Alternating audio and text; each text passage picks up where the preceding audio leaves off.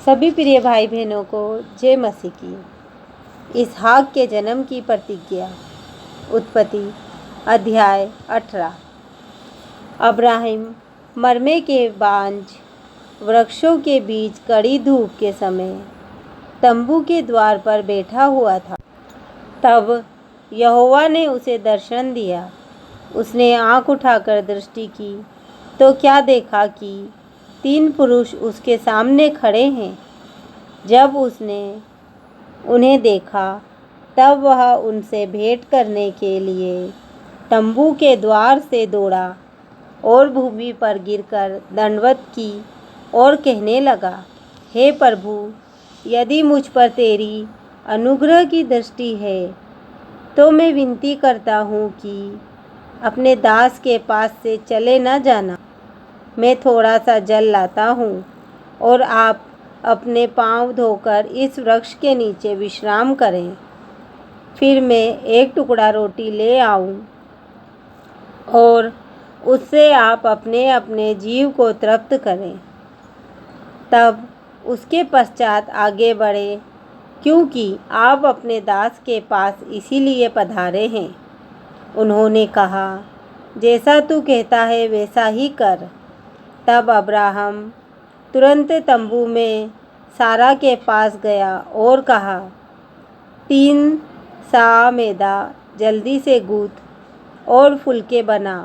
फिर अब्राहम गाय बैल के झुंड में दौड़ा और एक कोमल और अच्छा बछड़ा लेकर अपने सेवक को दिया और उसने जल्दी से उसे पकाया। तब उसने दूध और दही और बछड़े का मांस जो उसने पकवाया था लेकर उनके आगे परोस दिया और आप वृक्ष तले उनके पास खड़ा रहा और वे खाने लगे। उन्होंने उससे पूछा, तेरी पत्नी सारा कहाँ है? उसने कहा, वह तो तंबू में है। उसने कहा, मैं वसंत ऋतु में निश्चय तेरे पास फिर आऊँगा और तेरी पत्नी सारा के एक पुत्र उत्पन्न होगा। सारा तंबू के द्वार पर जो अब्राहम के पीछे था सुन रही थी। अब्राहम और सारा दोनों बहुत बूढ़े थे और सारा का मासिक धर्म बंद हो गया था। इसीलिए सारा मन में हंसकर कहने लगी, मैं तो बूढ़ी हूँ और मेरा पति भी बूढ़ा है, तो क्या मुझे यह सुख होगा? तब यहोवा ने अब्राहम से कहा, सारा यह कहकर क्यों हंसी कि क्या मेरे जो इतनी बूढ़ी हो गई हूँ सचमुच एक पुत्र उत्पन्न होगा? क्या यहोवा के लिए कोई काम कठिन है? नियत समय में अर्थात वसंत ऋतु में मैं तेरे पास फिर आऊँगा और सारा के पुत्र उत्पन्न होगा। तब सारा डर के मारे यह कहकर मुकर गई, मैं नहीं हंसी। उसने कहा, नहीं, तू हंसी तो थी। फिर वे पुरुष वहाँ से चले और सदोम की ओर दृष्टि की और अब्राहम उन्हें विदा करने के लिए उनके संग संग चला। तब यहोवा ने कहा, यह जो मैं करता हूँ उसे क्या अब्राहम से छुपा रखूँ?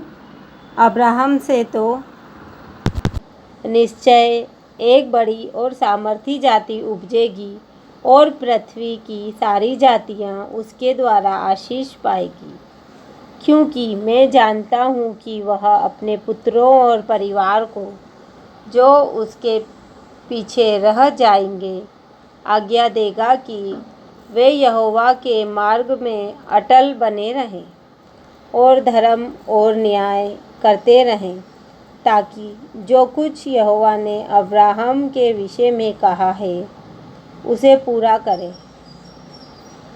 फिर यहोवा ने कहा, सदोम और अमोरा की चिल्लाहट बढ़ गई है और उनका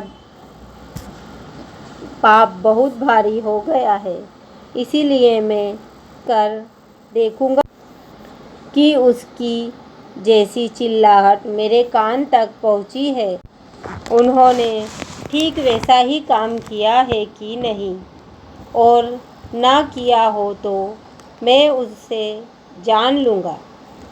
तब वे पुरुष वहाँ से मुड़ के सदोम की ओर जाने लगे।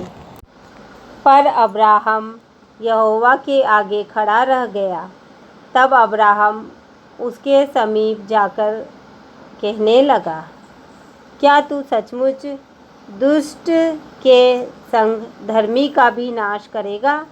कदाचित उस नगर में 50 धर्मी हों तो क्या तू सचमुच उस स्थान को नष्ट करेगा और उन 50 धर्मियों के कारण जो उसमें हो ना छोड़ेगा? इस प्रकार काम करना तुझसे दूर रहे कि दुष्ट के संग धर्मी को भी मार डाले और धर्मी और दुष्ट दोनों की एक ही दशा हो। यह तुझसे दूर रहे। क्या सारी पृथ्वी का न्याय ना करे?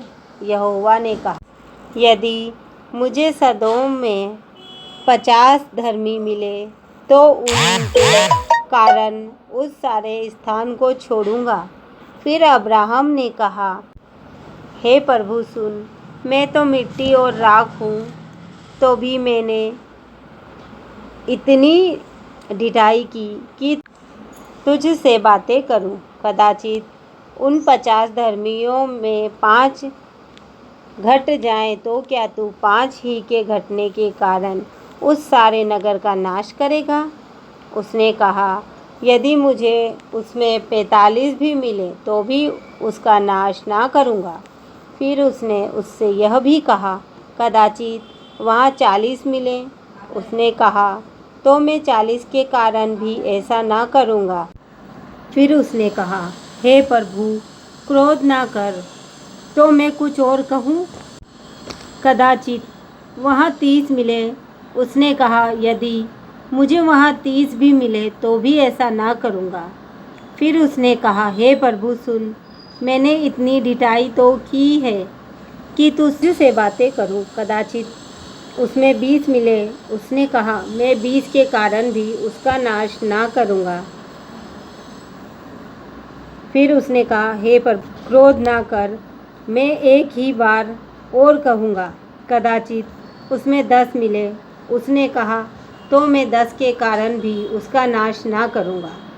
जब यहोवा अब्राहम से बातें कर चुका तब चला गया और अब्राहम अपने घर को लौट गया। आमीन।